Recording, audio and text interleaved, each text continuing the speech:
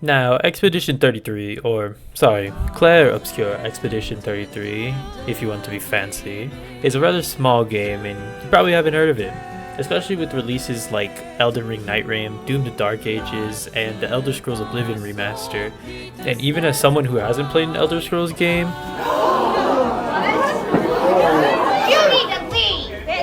I know, throw me into prison for this act of heresy.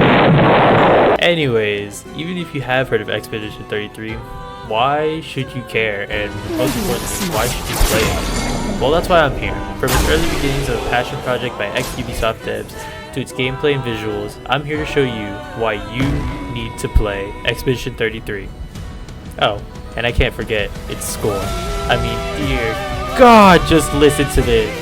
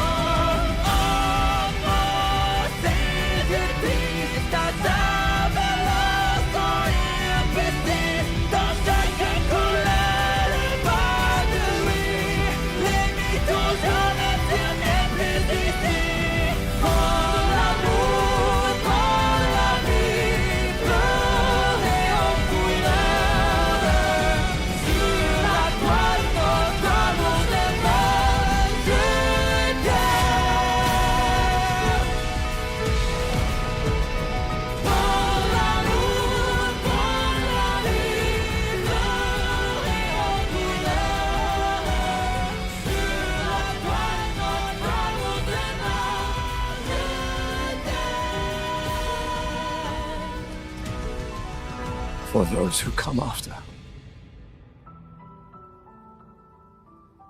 Ladies, gentlemen, and everyone in between, welcome to why you, yes you, need to play Expedition 33. Taking place in what used to be France, but after an event called the Fracture, the city was cut off from the mainland and is now called Lumiere. But the real trouble comes from the Paintress, which every year awakens and writes a giant number on a monolith that can be seen from Lumiere, which has gradually been decreasing every year as well, and every one of the corresponding age turns to smoke and fades away.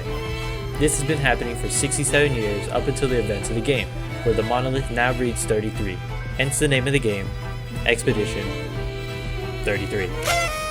Anyways, Expedition 33 excels in three main categories: genre-defining gameplay, engaging story, and of course, its score.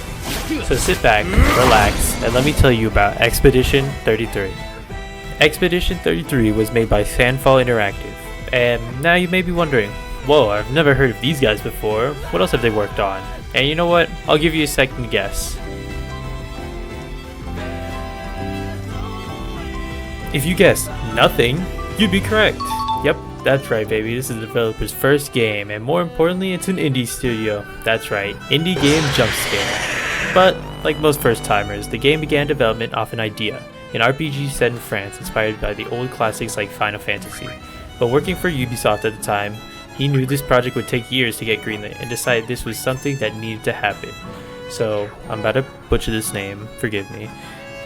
Guillaume Brochet, I think, set off founding Sandfall Interactive and began gathering developers to help like he was Nick Fury founding the Avengers.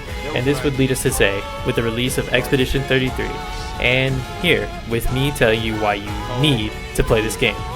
As for gameplay, Expedition 33 is a turn-based RPG, and before you get up in arms, I know what you're gonna say. Turn-based? In 2025? Why the hell would I play that when I could just go play FIFA or the newest Call of Duty? And to my response, dude, shut your bitch ass. Anyways, as I was saying, Expedition 33 is a turn-based RPG that reinvents the wheel. Of course, you have your usual stuff that you'll find in any RPG, like items, attacks, and action points, and of course, guns. But much akin to the Paper Mario series, many of the actions have implemented QuickTime events, where if timed correctly, attacks can do more damage, and when on the defending side, dodges and parries can be timed to escape any form of damage, and counters can allow for you to deal devastating damage before your turn has even begun. Aside from those core mechanics, the playable characters each have different movesets and playstyles that make them feel all unique. From Gustav, who builds up power in his gauntlet and when maxed out can deal devastating damage. Lune, which can create stains depending on the element of her attack, and these stains can be used to play without using any of your action points or increase the damage of certain moves. Or Mael, which has different stances that decrease the amount of damage she takes, like defensive stance, or increase the amount of damage she does in offensive stance. There's plenty more characters that can join your party, each having expansive and well thought out skill trees. Except you. Fuck you. Alongside gameplay, this game throws in some fun ideas like platforming sections and being able to beat up merchants for more access to their items. Other than that, oh my god, I almost forgot about Pictos. Alright, real quick so I can move on to the story. To add to the depth this game has already thrown at us with its combat, here we have Pictos, equipable perks that can enhance your characters during combat, where that can be changing your gunshots to fire damage or getting an action point back every time you get hit.